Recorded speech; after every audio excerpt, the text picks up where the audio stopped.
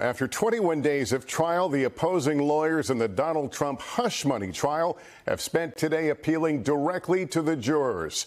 Today's closing arguments, the last chance for each side to convince 12 everyday New Yorkers of Donald Trump's guilt or innocence. The former president facing 34 felony counts of falsifying business records in what the state alleges was a scheme to conceal hush money payments to an adult film star in an effort to suppress damaging information in the days before the 2016 election. Prosecutor Joshua Steinglass telling jurors it could very well be what got President Trump elected. The defense, in its summation, saying there was no crime, that the state had failed in its burden to prove Mr. Trump's guilt beyond a reasonable doubt, and blasting key witness, former Trump fixer Michael Cohen as the MVP of liars. Laura Jarrett was in court today. Tonight, the first trial of an American president soon in the hands of 7 men and 5 women.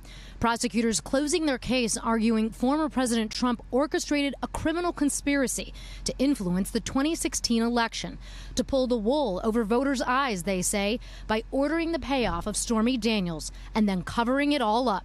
Prosecutor Joshua Steinglass trying to establish a pattern of Mr. Trump burying damaging stories that could derail his 2016 campaign, pointing to a key conversation secretly recorded by Mr. Trump's then attorney, Michael Cohen, the star prosecution witness, where Mr. Trump discussed an alleged payoff of a different woman, Steinglass calling it jaw-dropping. So what are we going to pay? Funding, yes. And it's all the stuff. But much of closings today focused on the credibility of Cohen. Quote, "We didn't pick him up at the witness store. The defendant chose Michael Cohen," Steinglass said, acknowledging Cohen's criminal history and admitted lies under oath, but telling jurors, you don't need Michael Cohen to connect these dots, but as the ultimate insider, he can do just that. The defense has also tried to discredit Cohen as motivated to lie, desperate to put Mr. Trump behind bars, pointing to Cohen's own podcasts. Revenge is a dish best served cold.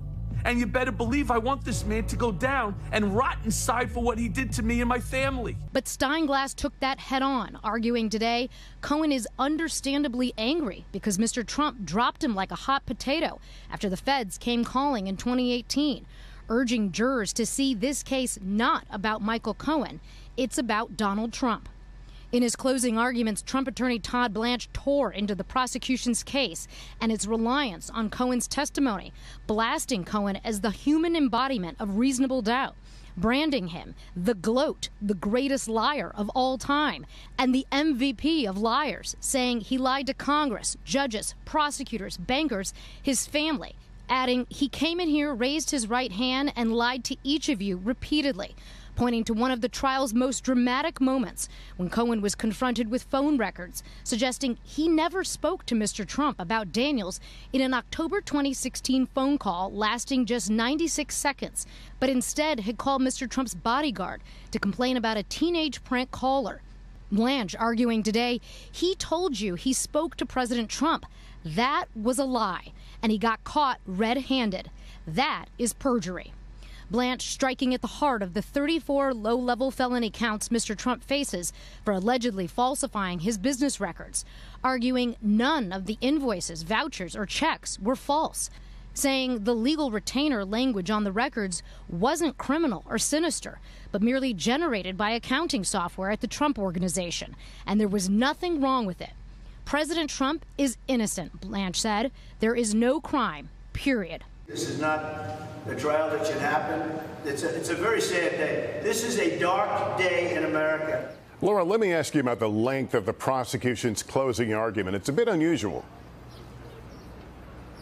Yeah, Lester, it's rare to see closing arguments stretch on in a case like this. The prosecution going over 4 hours at this point. At times, the jury appearing attentive, other times less so. But we do expect that this jury will finally get the case tomorrow morning. Lester? All right, Laura Jarrett, thank you. And it was a chaotic scene outside the courthouse, with the Biden campaign holding its first event there, including an appearance by a Hollywood star. Gabe Gutierrez has the latest. Yeah, You think by yelling and intimidating, you're not going to intimidate. Outside the Manhattan courthouse, the drama took another tumultuous twist. That's actor Robert De Niro in a different role, surrogate for the Biden campaign, clashing with pro-Trump protesters. We're trying to be gentlemen in this world. The Democrats, you are gangsters. You are gangsters. You're washed up. Also on hand, first responders who were at the Capitol on January 6th.